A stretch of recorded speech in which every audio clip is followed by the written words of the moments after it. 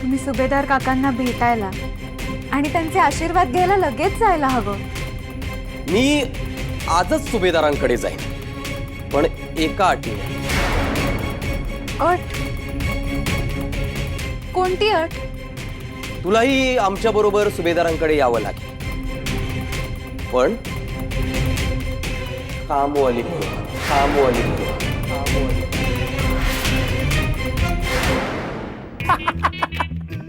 तुम्ही ना जरा जास्तच आनंदात दिसताय. आपला वरपक्ष आहे, आता काहीतरी निमित्त काढून सुभेदारांच्या खजिन्यात हात घालता येईल. आणि सुभेदार आहे ना, सोन्याचं अंड देणारी कोंबडी आहे. आता तू बघ मी कसे फासे टाकतो ते.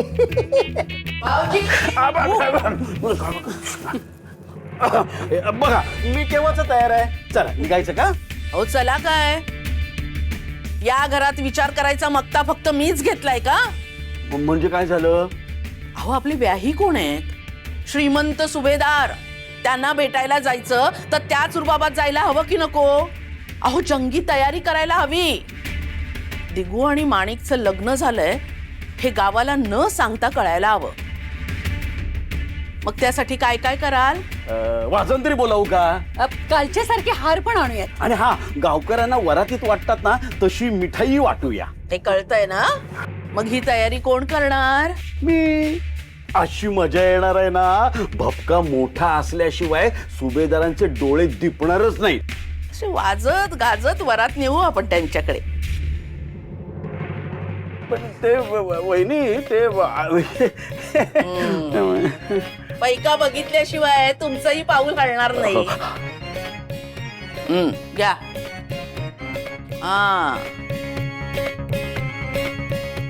तयारी उत्तम व्हायला पाहिजे. घ्या. तुम्ही बघा मी कशी तयारी करतो ते.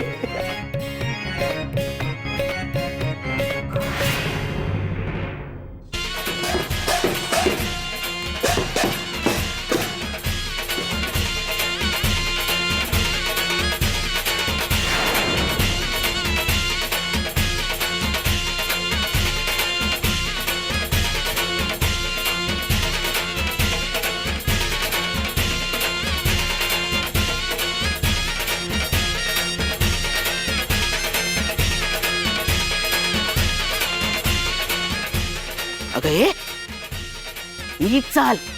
टोपली खाली पडू देऊ नकोस. टोपली डोक्यावर घेऊन चालायची सवय नसेल तरी ही टोपली खाली पडता कामा नये. आणि तोंड तोंड असं सुटकी नको ग ठेवूस. चेहऱ्यावर जरा आनंद, हसू येऊ दे की.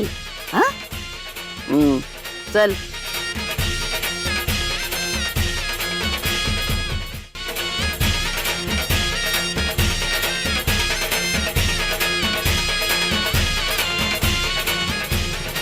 आता महागुरु झिंगरोबाची जोडीनं पूजा करा. त्यांचा आशीर्वाद हवाच. या.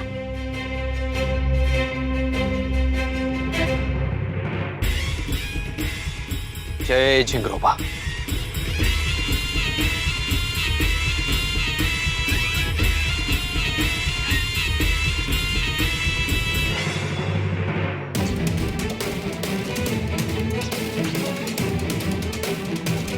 ए दिव्याची वाट फडफडते, दिसत नाहीये का तुला? अगं बघतेस काय? अपशकुन व्हायची वाट बघतेस का?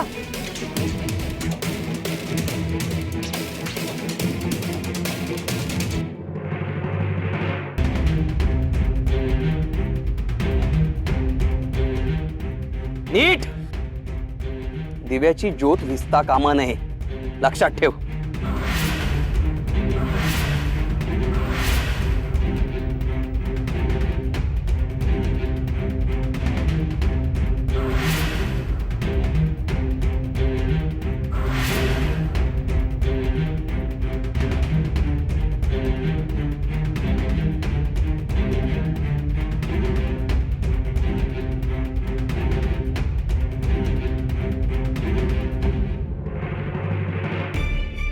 बस झालं.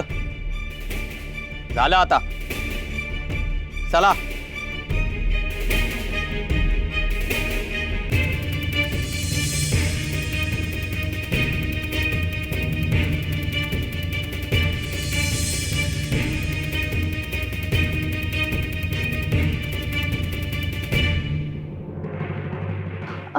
आई गो,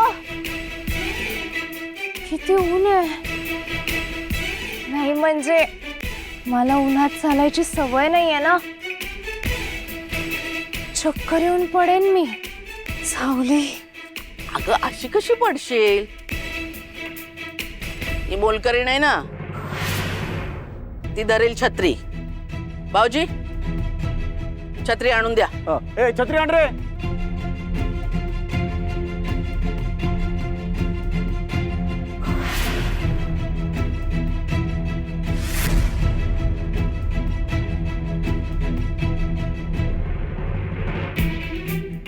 दोघांवर धर, नीट धर.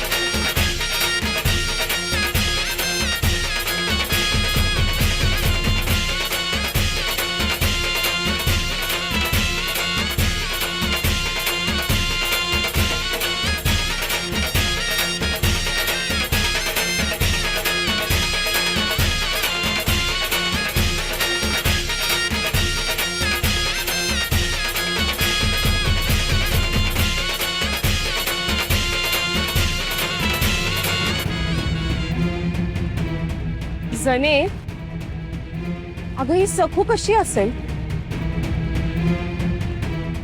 ही जर सखू असती तर हिनं दिगुशेठच्या दुसऱ्या लग्नाला विरोध केला असता आणि सवतीच्या डुईवर अशी छत्री घेऊन माग माग फिरली नसती. मला नाही वाटत ही सखू असेल, ही तुळसाच असेल. गंगे, लगेच बूड बदलू ना ग. मला तर अजून बी संशय आहे. काहीतरी गडबड आहे बघ. खरंच सखूताई परत आली?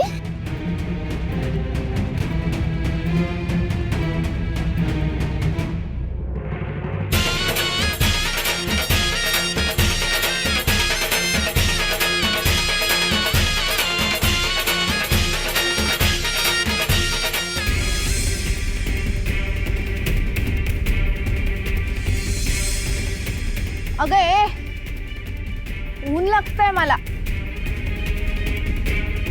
जरा इकडे येऊन छत्री पकड ना. चल.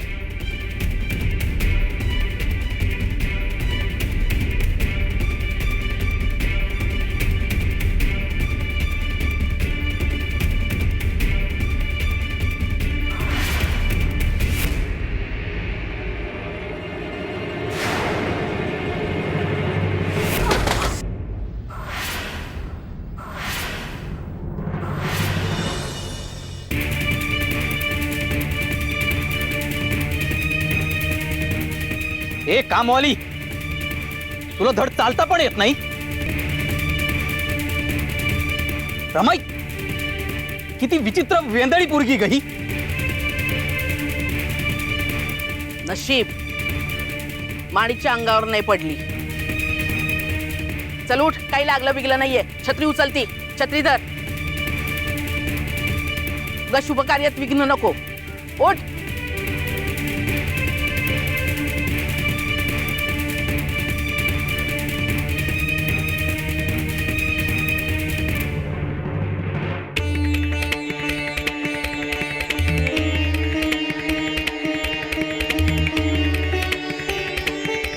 चला.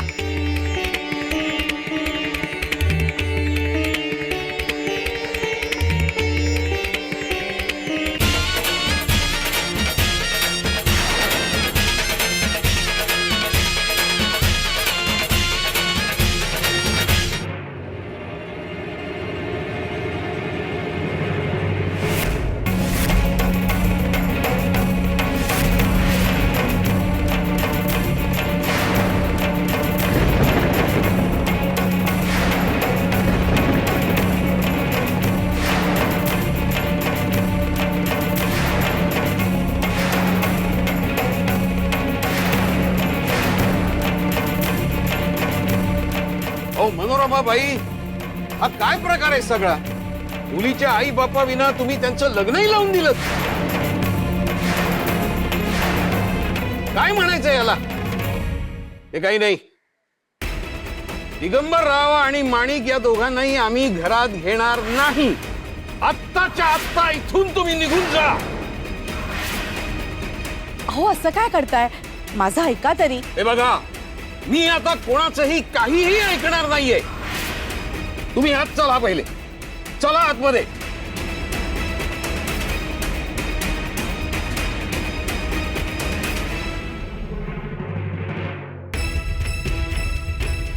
तुम्ही काय सगळे बघत उभे आहात? चला जा, आपापल्या कामाला लागा. थांब माणिक, एकटीनं नाही जायचं. जायचं तर जोडीनंच आत जायला हवं. रीतसर ओवाळणी केल्यानंतरच दोघांनी एकत्र घरात पाऊल टाकायचं, त्याशिवाय नाही. अहो सासूबाई, पण ते कसं शक्य आहे? आई बाबा दोघंही आत निघून गेलेत. तुझ्या आई बाबांची समजूत काढायला ही मोलकरी नाही ना.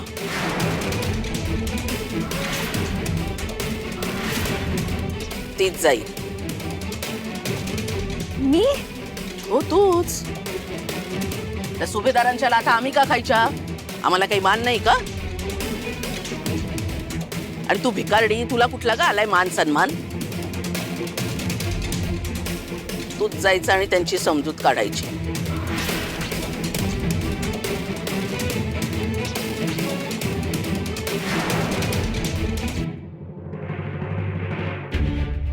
विठुराया, लहान तोंडी मोठा घास घ्यायला जाते. तू माझ्या सोबत राहा. हा, जा दे. जा.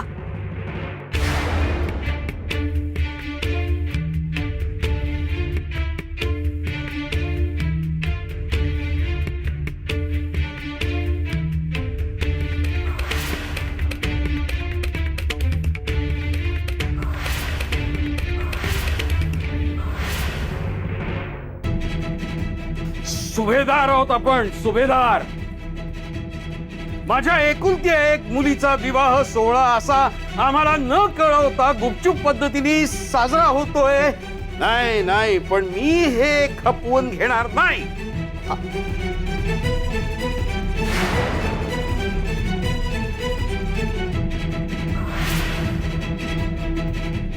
तू का आलीयस इथे? काय हवंय तुला? मालकीणबाईंनी मला तुमच्याशी बोलायला पाठवलंय. तुला आमच्याशी बोलायला पाठवलंय? अगं कोण आहेस तू? कामवाली आहेस? या मनोरमाबाईंनी आपला अपमान करायची नवीन पद्धत शोधून काढलेली दिसतीये. आपल्याशी बोलायला मोलानं काम करणाऱ्या या नगण्य बाईला पाठवलंय. आपली ही लायकी समजतात. क्षमा करा. कदाचित तुम्ही त्यांच्याशी बोलणार नाही असं त्यांना वाटलं असेल, म्हणून त्यांनी मला पाठवलंय. मी गरीब नोकर माणूस. कदाचित माझी दया येऊन तुम्ही माझं बोलणं ऐकून तरी घ्याल असा हेतू असावा मालकीणबाईंचा. आणि आणि त्यांना तुमचा अपमान करायचा नाही हो. काका काकू, मी वयाने आणि अनुभवाने तुमच्याहून खूप खूप लहान आहे. पण मी आज तुम्हाला एक विनंती करते. माणिकताई तुमची एकुलती एक लाडकी लेक आहे. तुमची तिच्यावर खूप माया आहे. घडलेल्या घटनेमुळे तुम्हाला राग येणं स्वाभाविकच आहे. पण एकदा राग गिळून तुम्ही माणिकताईचा विचार करून तर बघा. हो, गेली कित्येक वर्ष मालकांशी लग्न व्हावं म्हणून ती जीव पाखडतीये. अहो, ज्या गोष्टीसाठी ती इतकी वर्ष झुरतीये ती गोष्ट झालीये. याचा तुम्हाला आनंद नाही का होते? रीत चुकलीये, मला मान्य आहे. पण आता तिच्या मनासारखं होणं जास्त महत्वाचं नाहीये का? आणि शेवटी शेवटी तुमच्या मुलीचं सुखच हवंय ना तुम्हाला. पण ते असा परस्पर लग्नाचा निर्णय कसा घेऊ शकतात? माणिक आमची मुलगी आहे. होती. काकू, माणिकताई तुमची मुलगी होती, पण आता ती मालकीणबाईंची सून आहे. ही मनोरमाबाईंची मनमानी आहे. नाही हो काकासाहेब, उलट मालकीणबाई माणिकताईच्या पाठीशी आईच्या मायेने उभ्या राहिल्या आहेत. अहो, लग्न झालेलं नसताना माणिकताई वाड्यावर येऊन राहिल्या तरी जनरीतीच्या विरोधात जाऊन मालकीणबाईंनी त्यांना सांभाळून घेतलं. आणि म्हणूनच तर माणिकताईंचं इतक्या वर्षांचं स्वप्न आज पूर्ण झालंय की नाही. तुम्ही माणिकताईला खूप कौतुकाने, लाडाने वाढवलं. तिच्या आयुष्यातल्या सगळ्यात आनंद देणाऱ्या क्षणाला तुम्ही तिला दुखवू नका. वास्तविक हा क्षण यावा यासाठी तुम्ही काही कमी धडपड केली नाहीये. अहो, लेकीच्या सुखासाठी आज तुम्ही तुमचा मानपमान क्षणभर बाजूला नाही का ठेवू शकत? अहो, मालकीणबाईंनी सुद्धा हेच केलंय. हा निर्णय परस्पर मालकांनी आणि माणिकताईने घेऊन अंमलात आणला. मालकीणबाईंना सुद्धा याची कल्पना नव्हती. त्यांनाही राग आला. पण अहो, लेकराच्या सुखासाठी आईबाप मनाला मुरड घालतात. आणि हे लग्न तर सगळ्यांनाच हवं होतं ना. फक्त ते गुपचूप झालं इतकंच काय ते. पण तुमच्या लेकीची इच्छा पूर्ण झालीये. तिच्या सुखासाठी तुम्ही तिला आशीर्वाद नाही का देणार? तू काय आम्हाला अक्कल शिकवायला आली आहेस का? कोणीस तू? अगं, कामवाली आहेस. अहो, माझं ऐकता का जरा? अगं, काय ऐकायचं? ही बेअक्कल आपल्याला उपदेश द्यायला आलीये. पडवल्यासारखी बोलतीये इथे येऊन. काही एक सांगू नकोस. चल लेक.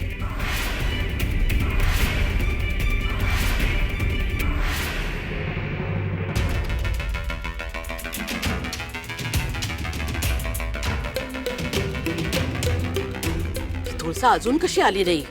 ती कशी येणार? ती कुठे? सुभेदार कुठे? हा, सुभेदारांसमोर ती युक्तिवाद करू शकेल का? हो हो हो रमाई, तू तिच्यावर नको ती जबाबदारी द्यायला नको होती. ती काय बोलेल याचा भरवसा नाही. हो ना. आणि सुभेदारांचा मान पान मोठा असतो. आता तुम्ही म्हणत असाल तर मी आज जाऊन बघून येऊ का? नको. नको. उगाच आगीतून फुपाट्यात कशाला जायचं? आणि सुभेदारांनी रागावून चिडून माणिकला घरातच घेतलं नाही तर? नको घेऊ दे. मी कुठे उघड्यावर पडले? मला माझं हक्काचं घर मिळालंय ना. मीच जायला हवं होता. तुम्ही जरा धीर धरा. काही नाही, ती मोलकरी नसली ना तरी बोलण्यात चतुर आहे. सगळ्या लोकांना बरोबर बोलण्यात गुंडाळते.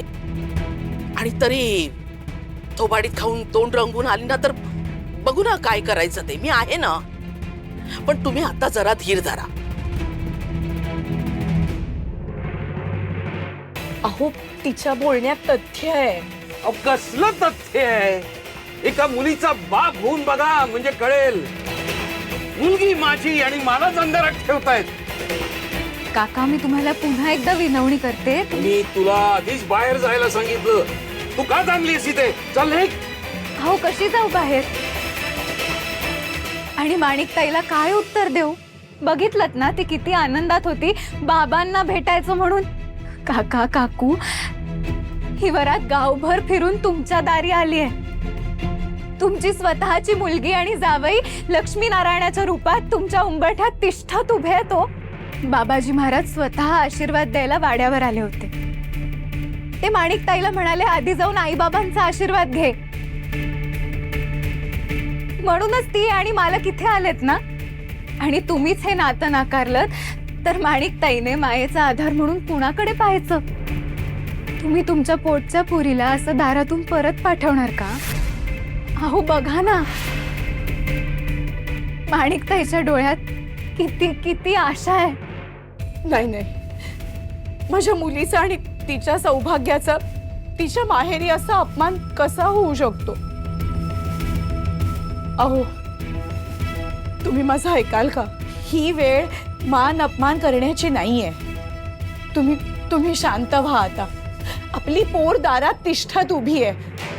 आठवा, गेली 8 वर्ष काय अवस्था होती तिची. हो, या दिवसासाठी वेडी पिशी झाली होती ती. आणि आज तो दिवस आलाय तर आपण तिच्या सुखावरती पाणी फिरवायचंय का? आपल्या माणिकला पुन्हा अंधारात ढकलायचंय का? शेवटी आपल्या लेकीच्या सुखातच आपलं सुख आहे ना. मी ओवाळणीची आणि स्वागताची तयारी करते. ए बघ मुली, तू मनोरमाबाईंना सांग की आम्ही तयारी करून येतो. हा, आलेच मी.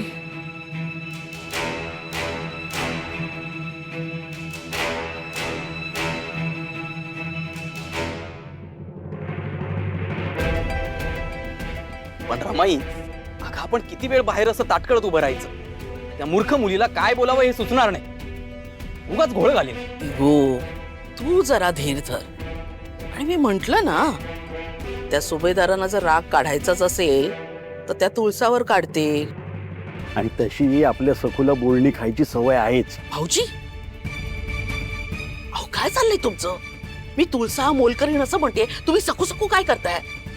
अहो अहो, कोणी ऐकलं तर काय उगाच नवीन डोक्याला ताप होईल. गप्प बसा जरा. आली आली आली ती.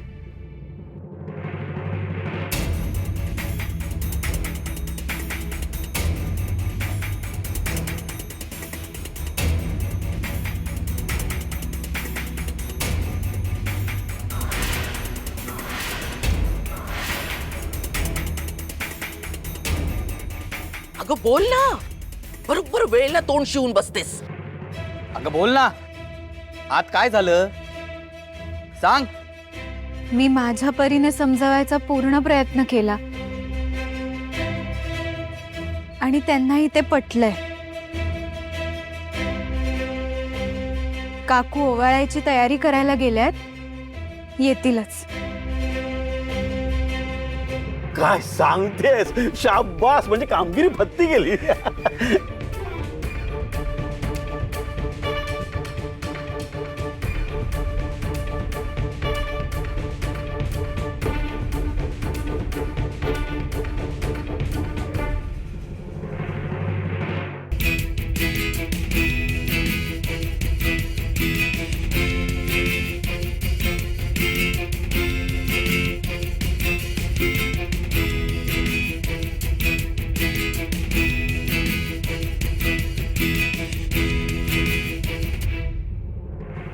तुटे नुसती बघत काय उभी आहेस?